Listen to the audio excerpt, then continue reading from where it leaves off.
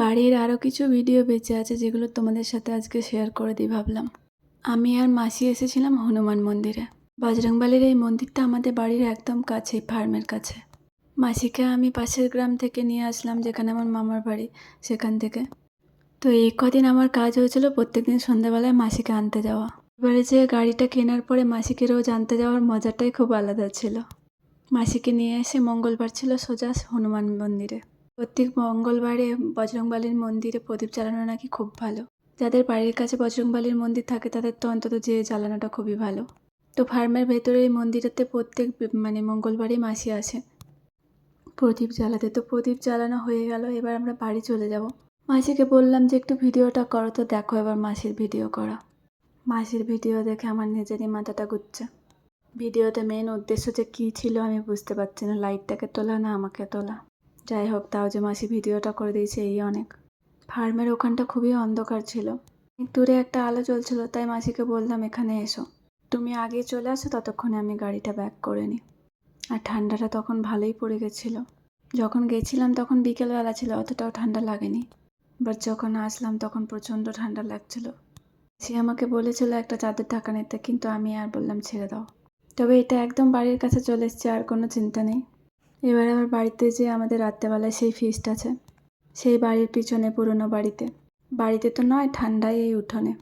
তবে উঠোনেই হোক বা যেখানেই হোক, খুব মজা হয় কিন্তু ফিস্টে। তবে আজকেরটা ঠিক ফিস্ট নয়, আজকেরটা হচ্ছে ভাইফোঁটার জন্য আমার সব ভাইদেরকে আমি খাওয়াবো ভেবেছিলাম, সে খাওয়া। তো আমার ভাইরাই সব রান্নাবান্না করছে, আমি শুধু টাকা দিয়েই খালাস। সেখানেই যাবো মাসিকে ড্রপ করে দিয়ে। মাসি আমাকে বলছে, কী রে তুই ভিডিও করবি না গাড়ি চালাবি? মাসি ভীষণ ভয় পেয়েছে। আমি বললাম তুমি চিন্তা করো না, তুমি যে বসলে সেটা তো সবাইকে দেখাতে হবে, তারপরে ফোনটা রেখে দেবো। ঘরে গাড়িটা পার্ক করতে করতে ভীষণ একটা মাংসর গন্ধে নাকে এসে ঢুকলো। বুঝতে পারলাম আমার অনুপস্থিতি এরা অনেক দূর আগিয়ে গেছে। কোনো রকমের গাড়িটা পার্ক করে একদম দৌড়াতে দৌড়াতে চলে এসেছি। এই যে দেখতে পাচ্ছ শিল্পা, এটা হচ্ছে আমার বড় দাদার শালি। কদিন পরেই তারও বিয়ে। যখন ভিডিওটা শ্যুট করেছিলাম তখন ওর বিয়ে হয়নি, কিন্তু যখন ভিডিওটা এডিট করছি এখন ওর বিয়ে হওয়ার অনেক দিনই হয়ে গেছে, প্রায় 1 সপ্তাহ। তাই বলতে পারো আমার তরফ থেকে শিল্পাকে এটা আইবুড়ো ভাতও বটে, মানে ব্যাচেলার্স লাইফের একটা খাওয়ানো। এরপরে রান্নাবান্না কমপ্লিট হয়ে গেছে, সবাই বসেও গেছে দেখতে পাচ্ছ। তবে এদের শুধু আমার ভাইরা ছিল না, বলতে পারো বাড়ির ম্যাক্সিমাম মেম্বারই ছিল। তবে আমাদের বাড়ির অনেকেই চিকেন খায় না, তাই জন্য বেশি মেম্বার ছিল না। মানে যেমন মা, ঠাকুমা, এরকম কয়েকজন বাকি গেছিলো। বাকি মোটামুটি অনেকজনই ছিল। টোটাল 17টা বাটির অ্যারেঞ্জ করা হয়েছিল। আর ঝোলটা আমরা অনেক আগের থেকেই খাওয়া শুরু করেছিলাম, তাই খাবার মনটাই চলে গেছিলো। বৌদিদের জন্য অপেক্ষা করে করে খিদেতে পেট চুই করছিল, কিন্তু বৌদিরা আর আসেনি।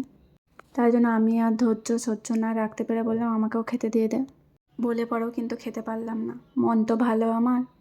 বৌদিদিকে ছেড়ে খায় কী করে? তারপরে বৌদিরা আসার পরেই শুরু করলাম। এত ভালো ননদ কি সবসময় পাওয়া যায় বলো? আমার মতো ননদ মানেই একটা ব্যাড রেকর্ড আছেই, কিন্তু আমি সত্যিই খুব ভালো ননদ, বিশ্বাস করো। আমি আমার সব বৌদিদের খুব ভালোবাসি, মন থেকে ভালোবাসি। একদিকে বলতে পারো আমার বিয়ের আগের বন্ধু হচ্ছে আমার বৌদিরাই। বাড়ির বাইরে খুব একটা বেশি বেরোতাম না আমি, যা কিছু করার ছিল বাড়ির মধ্যে বৌদিদের সাথেই সব। বলতে পারো এক প্রকার বৌদিরা ছিল আমার বেস্ট ফ্রেন্ড টাইপের, সব সুখ দুঃখের সঙ্গে। তাই এখন আর বৌদিদের ছাড়া একা একা কী করে খাই বলো?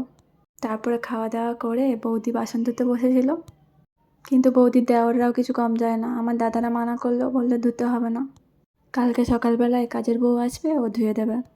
তো ঠান্ডায় ঠান্ডায় আজকের ব্লগটা এইটুকুই ছিল। একটা লাইক কমেন্ট করে দিও।